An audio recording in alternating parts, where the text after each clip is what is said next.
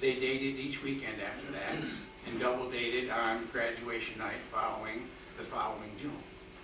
Fern only allowed Frank any familiarity once, and that was after the 4th of July parade. But once was enough, and it set the pattern. By October, it was apparent that Fern was pregnant. They were married the second week in November. Frank was a good-looking boy, but not an intellectual ball of fire. He managed to get work, digging ditches, cutting wood, seasonal work on the nearby farms. The local feed mill gave him work during peak times, but he was unable to get a permanent job at either the paper plant or the Monteona sawmill. Nevertheless, they did manage to keep alive. Frank also managed to keep Fern pregnant most of the time. They knew nothing of the rhythm method that Dee had studied so carefully. But Fern did find out that nursing a baby for long periods helped keep her reproductive system in check. So she nursed the last 10 of her babies until they were 2 or 3 years old. A practice that was running contrary to the fast becoming popular practice of bottle feeding. This probably reduced her number of pregnancies considerably. On this particular day, Fern was pregnant with her 14th. Frank had somewhere along the line managed to get permanent employment at the feed mill. He was steady, reliable, and did what he was told in a fairly efficient fashion, and over the years had become a rather valued employee. When Fern got up, she knew this was the day. After having given birth to 13, she pretty well knew the routine. She also knew that this one would be a boy, a large boy. She had been rather careful to alternate the sexes of her offspring, and now it was time for a boy, and that was it. As the day progressed, the term progressed. She felt unmistakable signs, twinges, spasms, cramps, and told Frank so when he arrived home for his noon meal. He went right back to the mill and asked for the rest of the day off. "I'll be in tomorrow at the usual time," he told Ned, the owner. "Fern never takes more than 30 minutes once she gets done." Fern rarely saw a doctor about her pregnancies. She knew the whole story by heart, and the family could not afford the periodic visits most doctors demanded. About 5 in the afternoon, she felt something was not quite right. "It's not turning right, and I think it's almost time." Frank sent one of the boys to get Mrs. Krause, who had helped him in several of Fern's birthings. Marion Krause came, looked, and shook her head. Fern was very large for Fern.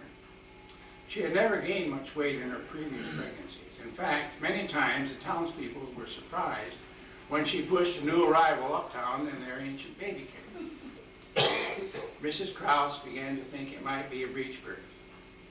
Maybe she should go to the hospital. Hospitals are expensive. The Davis family had no car, so the ambulance would be a necessity. The older boys, who had been able to find odd jobs and thus contribute to the family budget, were consulted. They pooled the cash they had and decided to call for the ambulance. Frank went over to Bertie's store near his telephone to make the call. Fern was getting anxious. Her contractions were more and more frequent. It looked as though the ambulance would never get to the house. Mrs. Kroll, the undertaker's wife, had promised it within 30 minutes. It was now nearly 45. Frank had presided with Mrs. Krause at most of his wife's birthing. He had also watched the veterinarian with his arm up to the shoulder inside a cow turn a calf, so he was about as competent in this field as he was in any other. Frank, with Mrs. Krause's help, managed to turn the baby, and it slipped out, followed shortly by another, accounting for Fern's exceptionally large size. Fern breathed a sigh of relief. At last it was over. Dee Casey, resting on a stretcher on the floor of the ambulance, reached the corner, turning onto the state road, just in time for Bun Kelly to drive his first car, a shiny black Model A Ford with a rumble seat, right through the side of the hearse onto Dee's stretcher. The driver of the ambulance and his helper said they never saw Bun at all. That night, the population of Glenfield dropped momentarily from 620 to 618, but came back to 620 when Fern Davis, with the help of Frank and Mrs. Krause, gave birth to a set of twins, Nicholas and Elizabeth.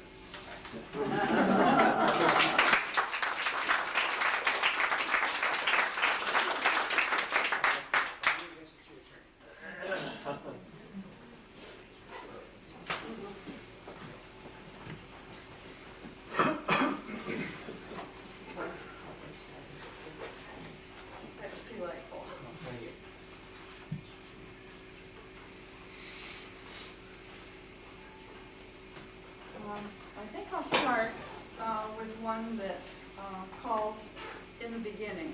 It's a good place to start. This is one I wrote, I can't remember, 20 or 30 years ago probably. And so many people wanted copies of it that I had it printed up on a little card. The great creator dreamed the sun and hung it there in space. He thought the planets into fact and motioned them in place. He studded all the blackness with 1,000,000,000 sparkling stars, then touched with majesty and grace this awesome world of ours. He spun the waters into seas, he pushed the mountains high, then spread the glorious shining blue to make the morning sky. He spoke, and grass and trees sprang up to deck the rolling hills. He fed the thirsty valleys with laughing, dancing rills. He energized the lightning and the thunder rolling loud, then swept the earth with freshening from a reservoir of cloud. He whispered, and the waiting winds replayed his echoing sigh. He laughed, and all the birds joined in till trilling filled the sky. The great creator paused and smiled, delighted with his plan. Then from the dust of earth he formed, in his own likeness, man.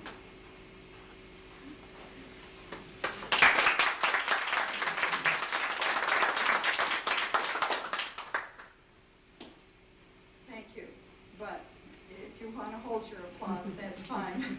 We'll give you more time. This next one is called Full Circle. I saw the full circle today. We were up on the river. They cut the trees that had wrapped the hill and hauled them away to a noisy mill. Then in the place where the trees were gone, they graded a wide expanse for lawn. And they brought ere long a construction crew to put up cottages, sunny and new, with shingled roof and battened seams and paneled walls and ceiling beams. Then in the clearing they had made, they planted some trees to give them shade, and they set out shrubbery, row on row, and beds of flowers began to grow. But the trees that were cut and left no trace had come back to live in the same old place, for the shingles and boards and beams from the mill have become the cottages there on the hill. And then I've got just a little short one here. I like to do humorous things once in a while. It's called Designer Jeans, and this is spelled G-E-N-E-S. It isn't idle rumor that it took a sense of humor to make the camel and the new, the ostrich, yeah, and me, and you.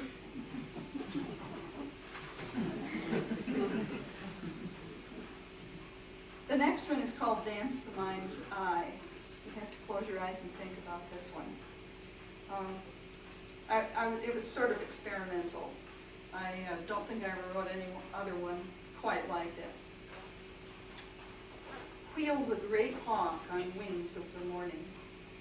Wake all the day songs that come with the dawn. Perfume the roses, charming the garden, and sparkle the dew, refreshing the lawn. Billow the white sails skimming the river. Waft the breeze riffling the tall grassy field. Shaft like the woodland. Mist the low valley. Frolic the muskie that nearly was real. whisper the wind and sigh the tall pine tree. Blaze the bright maple in October's sun. Sing the fat robin calling for rain mist. Paint all the asters when summer is done. Coo the wee babe and shimmer the moon lake. Wrap all the children in soft arms of slumber. Coo the wee babe and shimmer the moon lake. Blow the gold sunset and shine the stars bright. Wrap all the children in soft arms of slumber. Plummet the starfire through the black night. Etch lacy frost ferns on the windows of winter. Swirl all the snowdrifts in wild wintry play. Celebrate motion and texture and fragrance. Speak the Creator who dances the day.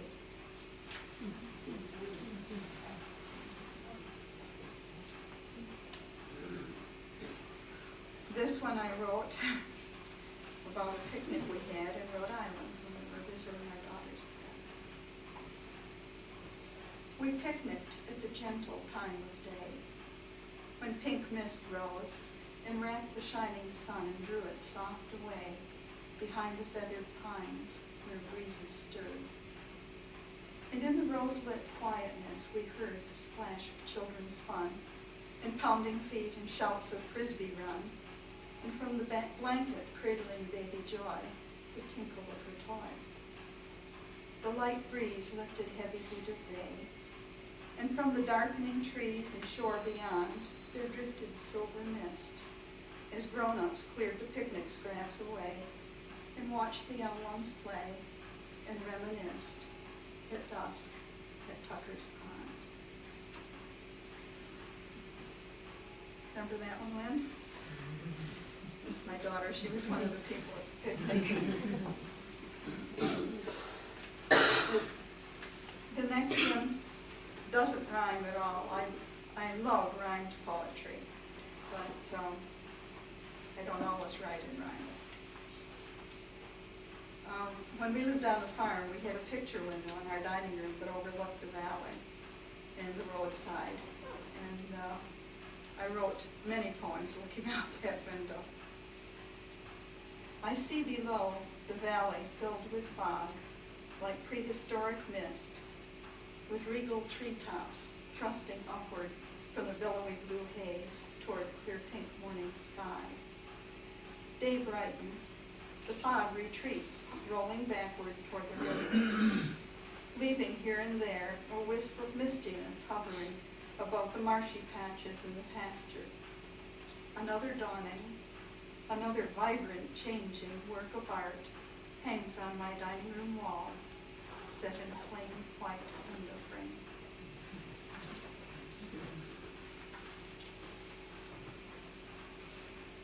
This one was written at our camp on the St. Lawrence, where we used to go frequently.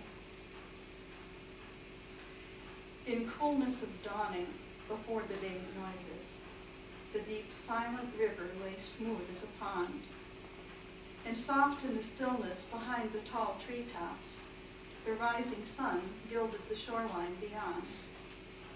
The first gentle whispers of day breeze came stirring, and riffled the water and rustled the trees.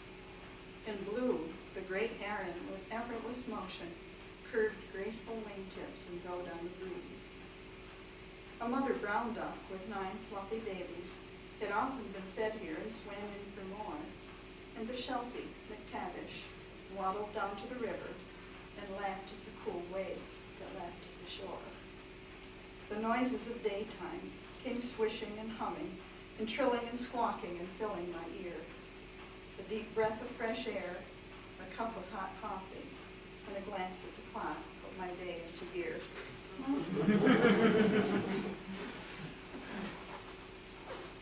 There's another one here, not rhymed, that's one of my favorites, called Small Wonder. A drop of water left from the car wash clings to the windshield and splits the cold December sunlight into a shimmering Bethlehem star. Oh, yeah, here's another one I've got to read to you. If you could be a little child and come to live with you, what are the things your child self would want yourself to do? And what are the things your child self